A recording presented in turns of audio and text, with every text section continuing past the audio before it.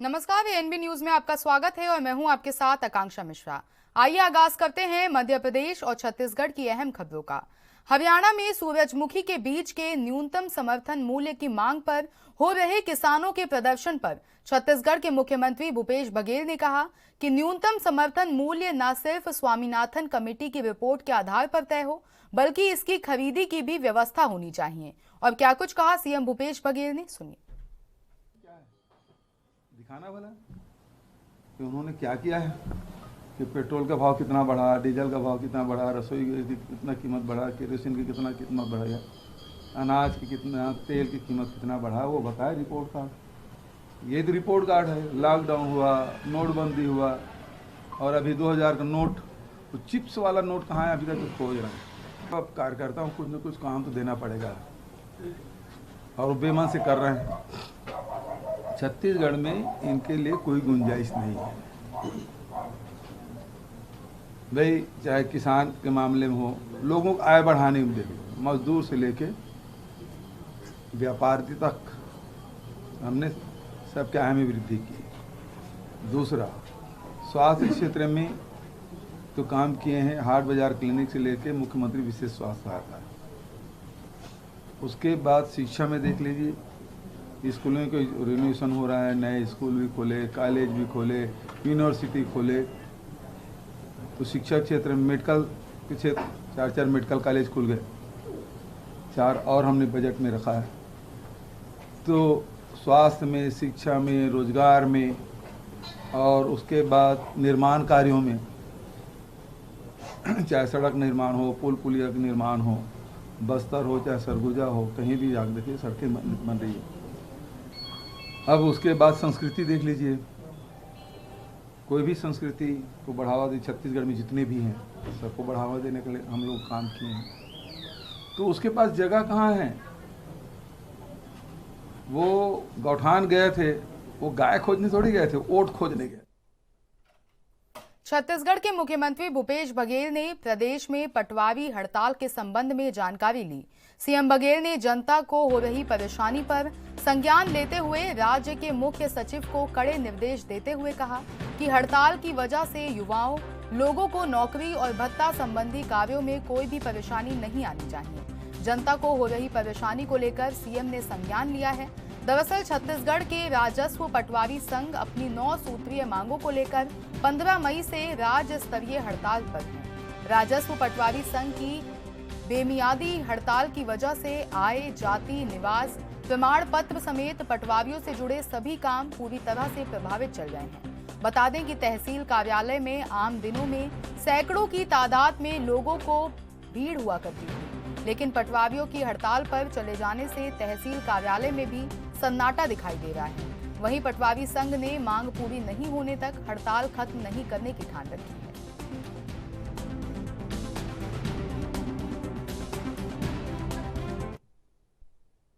प्रधानमंत्री नरेंद्र मोदी के 9 वर्ष के कार्यकाल को बीजेपी के प्रदेश सह प्रभारी नितिन नबीन ने बेमिसाल करार दिया है।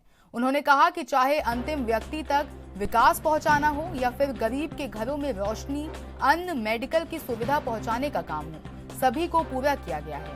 प्रधानमंत्री जी ने सेवा का काम किया है। आज हम सभी जनता का आभार व्यक्त करने जा रहे हैं।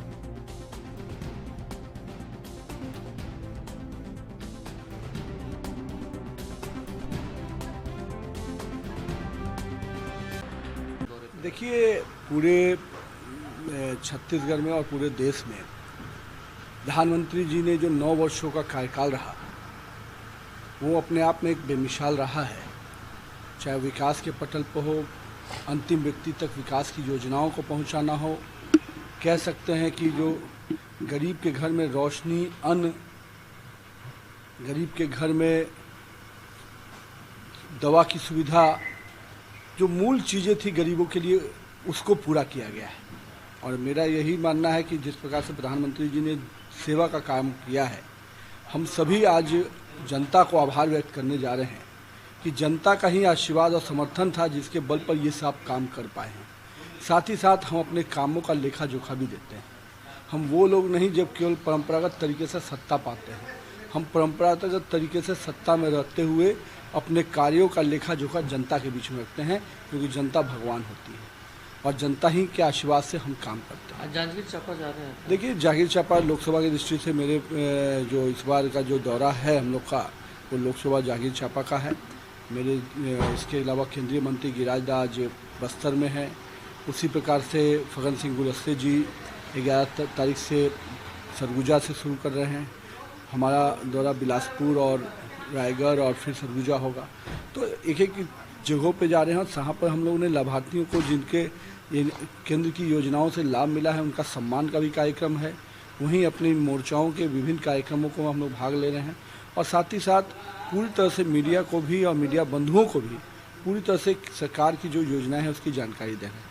बड़ा स्पष्ट है जिस प्रकार से भूपेश का खेल चल रहा है, भ्रष्टाचारियों की टोली बनकर भ्रष्टाचार में जो कांग्रेस अपनी परंपरागत और संस्कृति बनाई हुई है, उस संस्कृति को कांग्रेस के भूपेश ने भी आगे बढ़ाया है। और आज कह सकते हैं कि हर क्षेत्र में भूपेश ने कमीशन खोरी को बढ़ावा दिया और पहली बार ऐसा हुआ कि सीएम्स कलेक्शन के नाम से हर जगह दुकान लगी हुई है और उस दुकान का मालिक कोई और नहीं भूपेश बघेल है। तो निश्चित रूप से जनता त्रस्त है, भूपेश मस्त है। तो निश्चित रूप से जनता को छत्तीसगढ़ में विधानसभा चुनाव की सरगर्मियां तेज हो गई हैं। विधानसभा चुनाव नजदीक आते ही राजनीतिक पार्टियां जोरों शोरों से तैयारियों में जुट गई हैं। कांग्रेस अब अपने युवा ब्रिगेड को भी चुनावी मैदान में उतारने के लिए बड़ी प्लानिंग कर रही है। वहीं दूसरी तरफ इसके जवाब में बीजेपी ने भी ग्राउंड की लड़ाई लड़ने के लिए अपनी टीम बनाई है। मतलब दोनों पार्टी आमने सामने की फाइट के लिए एड़ी चोटी का जोर लगा रही हैं। इसी बीच बीजेपी प्रदेश सह प्रभारी नितिन नबीन ने कांग्रेस पर तंज कसते हुए कहा कि कांग्रेस नेता क्या बोलते हैं उसे हम गंभीरता से नहीं लेते। आज कांग्रेस के पास राष्ट्रीय नेता नहीं है। राष्ट्रीय नेता के नाम पर राहुल, सोनिया और प्रियंका हैं। हम खड़गे जी को जानते हैं। खड़गे रबर स्टैंप हैं। हमारे यहाँ रबर स्टैंप नहीं चलता है। हमारा दबाव था कि परिवार के बाहर से पार्टी का अध्यक्ष निकले।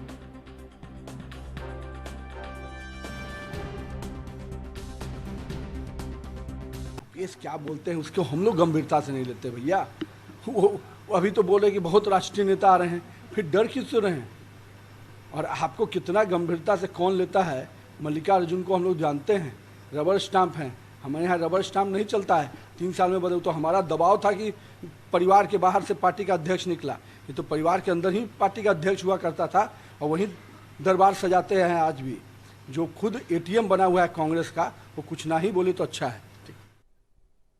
कांग्रेस के संभागीय सम्मेलन पर बीजेपी प्रदेश अध्यक्ष अरुण साव ने बयान दिया है।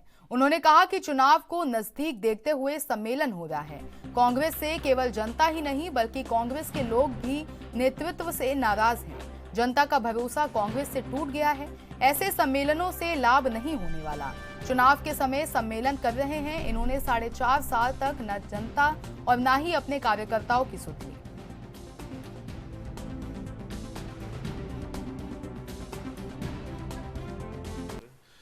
देखिए, कांग्रेस पार्टी से न केवल आज जनता नाराज है बल्कि कांग्रेस के लोग भी कांग्रेस के नेतृत्व से नाराज है, आक्रोशित है।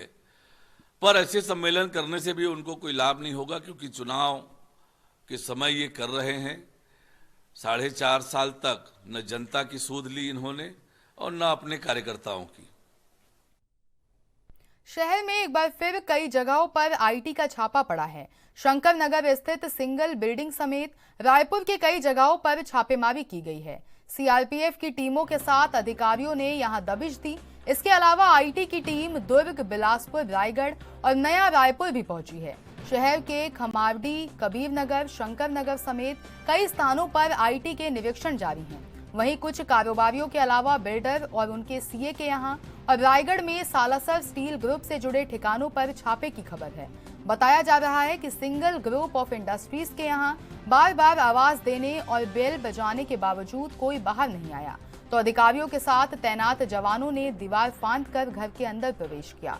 उसके बाद गेट खोला गया। इसके अलावा टीम ने पूंजीपथरा, गिरवानी क्षेत्र के उद्योगपति, कारोबारी के ठिकाने पर दबिश दी है। जानकारी के मुताबिक टीम ने अब तक single plant, Salasar plant, Shyam इस्पात, सिंगल एनर्जी समेत कुल 4 जगह पर कार्रवाई की है। इन मामलों में बड़े लेन देन में टैक्स की जमकर हेराफेरी करने की खबर है।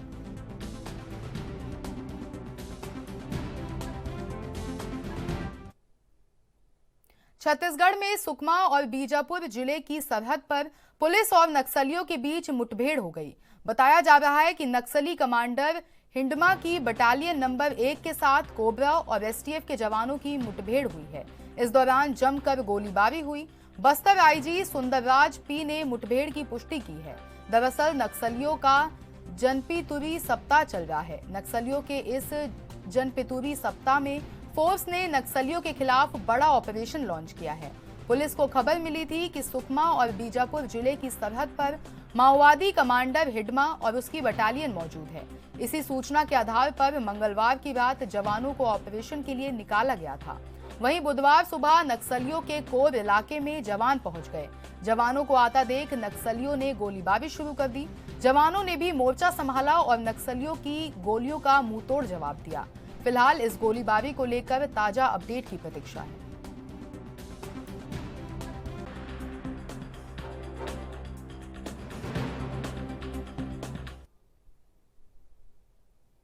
मध्य प्रदेश के सीहोर जिले में बोरेवल के गड्ढे में गिरी 2.5 साल की मासूम को बचाने के लिए जिला प्रशासन की टीम के साथ ही एनडीआरएफ और एसडीआरएफ लगातार प्रयास कर रही है। इस बीच मुख्यमंत्री शिवराज सिंह चौहान का बड़ा बयान सामने आया है। उन्होंने कहा कि सीहोर जिले के मूंगावली गांव के बोरेवल में गिरी बेटी सृष्टि को निकालने का प्रयास लगातार जारी है। एनडीआरएफ और एसडीआरएफ के बाद आर्मी की टीम भी मौके पर पहुंच गई है। हमारी कोशिश है कि बच्ची को शीघ्र ही सुरक्षित बाहर निकाला जाए। दरअसल रेस्क्यू ऑपरेशन के दौरान सृष्टि लगातार नीचे जा रही है। जहां पहले मासूम 30 फीट नीचे फंसी हुई थी, तो अब वो धीरे धीरे 100 फीट की गहराई की तरफ धंसती जा रही है। इस बारे में सीहोर कलेक्टर आशीष तिवारी ने बताया कि सुबह वो 25 फीट गहराई से 50 फीट तक धंसी थी।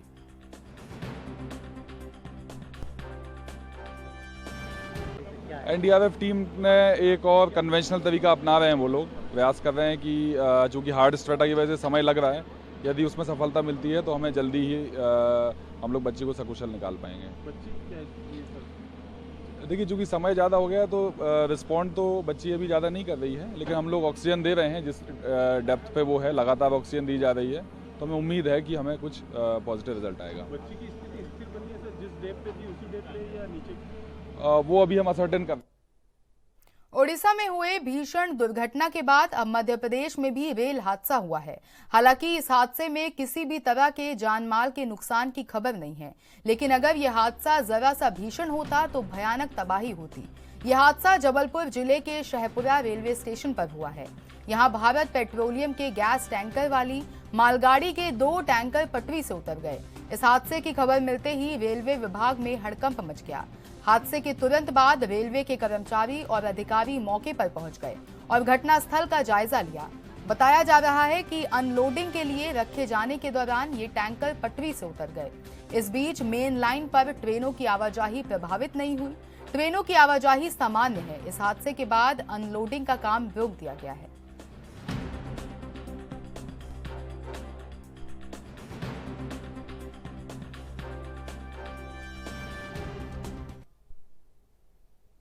वक्त हो गया एक छोटे से ब्रेक का। हाजिर होंगे ब्रेक के बाद।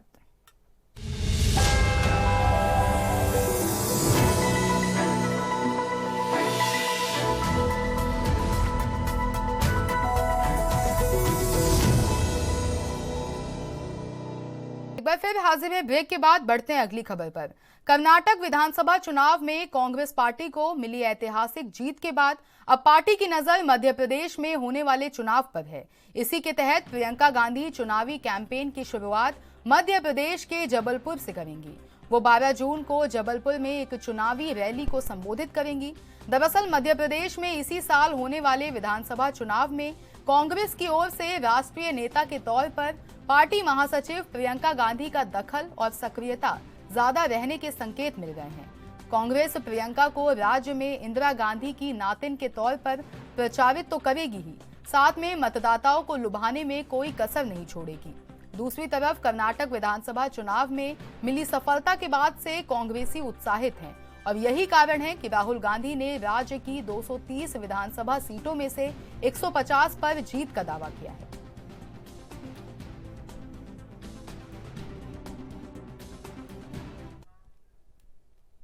मध्य प्रदेश के सीएम शिवराज सिंह चौहान ने धर्मांतरण पर बयान दिया है। उन्होंने कहा कि प्रदेश में कुछ जगहों पर धर्मांतरण के कुचक्र चल रहे हैं, इन्हें हम कामयाब नहीं होने देंगे। पूरे प्रदेश में हमने जांच के निर्देश दिए हैं। शिक्षण संस्थानों और मदरसों में भी चेकिंग की जाएगी।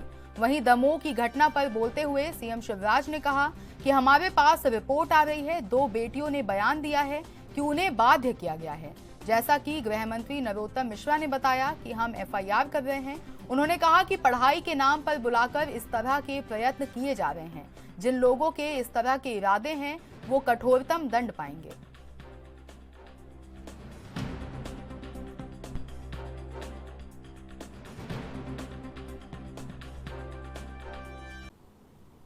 प्रदेश में कुछ जगह धर्मांतरण के कुचक्र चल रहे हैं, हम उनको कामयाब नहीं होने देंगे। पूरे प्रदेश में हमने जांच के भी निर्देश दिए, विशेषकर जो शिक्षण संस्थान हैं, चाहे मदरसे चलते हो, अगर गलत ढंग से शिक्षा भी दी जा रही होगी तो हम उसको भी चेक करेंगे। लेकिन दमोह की घटना में तो अब हमारे पास रिपोर्ट आ रही है, मुझे बता दिया गया है। 2 बेटियों ने बयान दिए, बाध्य किया गया है उनको। ये बहुत गंभीर मामला है और जैसा गृह मंत्री नरोत्तम मिश्रा जी ने बताया पहले ही, हम एफआईआर कर रहे हैं, कठोरतम कार्रवाई होगी। भोले भाले मासूम बच्चे जिनमें समझ ही नहीं, पढ़ाई के नाम पे बुला के अगर इस ढंग का प्रयत्न किया जाता है तो हम किसी कीमत पर बर्दाश्त नहीं करेंगे। ऐसे जिनके इरादे हैं। एमपी के सीएम शिवराज सिंह चौहान ने कहा कि दमोह के गंगा जमुना स्कूल से सामने आए मामले पर उच्च स्तरीय जांच के निर्देश दिए हैं। मध्य प्रदेश की धरती पर कोई भी किसी बेटी या बच्चे को हिजाब बांधने या अलग ड्रेस पहनने पर विवश नहीं कर सकता। इसके लिए हम कठोर से कठोर कार्रवाई करेंगे। सीहोर जिला ग्राम मुंगावली की बेटी सृष्टि कल बोरेवल में गिर गई थी। रेस्क्यू टीम बच्चों को सुरक्षित बचाने के लिए प्रयासरत है। हमारी कोशिश है कि बच्ची को सुरक्षित निकाला जाए और भगवान से प्रार्थना है कि हम सफल हों। और क्या कुछ कहा सीएम शिवराज सिंह चौहान ने, सुनिए।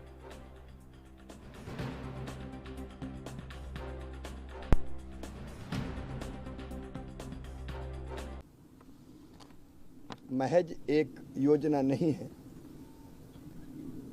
एक सामाजिक क्रांति की कड़ी है।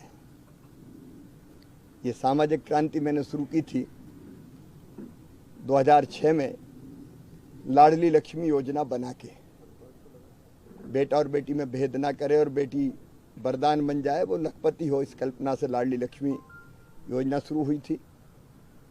इसको और बढ़ाया हमने। स्थानीय निकायों के चुनाव में 50% रिजर्वेशन बहन और बेटियों को देख के उनको राजनीतिक प्रतिनिधित्व दिया और उसी का परिणाम है आज बड़ी संख्या में मेयर हो, नगर पालिका अध्यक्ष हो, जिला पंचायत, जनपद, अलग अलग पदों पर सरपंच, पार्षद बहनें चुन के आ रही हैं और स्थानीय सरकारें चला रही हैं। इसको हमने और आगे बढ़ाया था मुख्यमंत्री कन्या विवाह योजना के माध्यम से कि बेटी की विवाह भी बोझ ना बने। इसलिए 2007 से हमने मुख्यमंत्री कन्या विवाह योजना प्रारंभ की थी। उसको और आगे बढ़ाए हमने। बहन बेटियों के नाम पर संपत्ति भी आए। खेत, मकान, दुकान अक्सर पुरुषों के नाम पर होते थे। हमने ये किया कि बहनों के नाम अगर रजिस्ट्री होगी तो रजिस्ट्री का शुल्क, स्टाम्प शुल्क कम लिया जाएगा, केवल 1%। और उसका परिणाम ये हुआ कि कई पुरुष अब अपनी पत्नी के नाम पर रजिस्ट्री करवा देते हैं। ताकि स्टाम्प शुल्क कम लगे, लेकिन हमारा काम हो जाता है कि बहन और बेटियों के नाम संपत्तियां भी अब आ रही है। इसको और आगे बढ़ाया तो हमने संबल योजना के माध्यम से, जहाँ हमने तय किया था कि बेटा बेटी को जन्म देने वाली अगर गरीब और मजदूर बहन है तो जन्म के पहले 4,000 और जन्म के बाद 12,000 रुपया, कुल 16,000 रुपया हम देंगे। एक नहीं अनेकों कदम मध्य प्रदेश में बेटियों के, बहनों के सशक्तिकरण के लिए हमने उठाए। 2017 में मैंने एक कदम और उठाया था कि अत्यंत गरीब परिवार की पिछड़ी जनजातियों की बेगा, भारिया और सहरिया, इन बहनों के खाते में 1,000 रुपये हर महीने डाले जाएं ताकि ये अपने बच्चों की देखभाल पर ठीक से ध्यान दे सकें और छोटी ज़रूरतें जो अत्यंत आवश्यक होती ज़िंदगी की वो पूरी कर सकें। लेकिन अब उससे और एक कदम हमने आगे बढ़ के बनाई है मुख्यमंत्री लाडली बहना योजना, जिसमें हमने सभी ऐसी बहनें जो गरीब या निम्न मध्यम वर्गीय परिवार से आती है उनके खाते में 1,000 रुपया डालने का फैसला किया है। 10 जून वो दिन होगा जब ये राशि हम बहनों के खाते में डालना प्रारंभ करेंगे। ये मैं इसलिए बता रहा हूँ कि एक श्रृंखला है ये केवल ऐसा नहीं है कि कोई चुनाव देखा और कोई घोषणा कर दी। 2006 से लेके आज तक लगातार अनेकों मोर्चों पर हमने माँ, बहन और बेटी के सशक्तिकरण के लिए काम किया है। मैं इतना आज जरूर पूछना चाहता हूं कांग्रेस से, कमलनाथ जी से,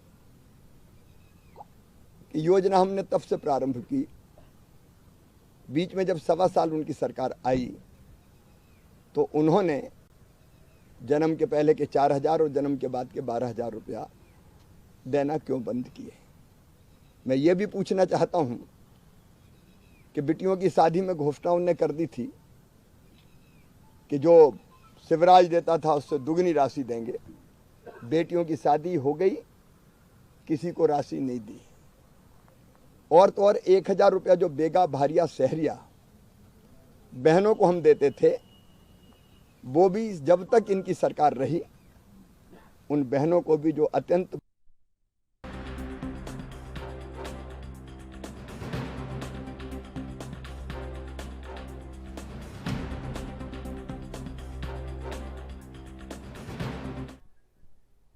मध्य प्रदेश और छत्तीसगढ़ की खबरों में मेरे साथ इतना ही। देश की तमाम बड़ी खबरों के लिए बने रहिए हमारे साथ और देखते रहिए ANB न्यूज़।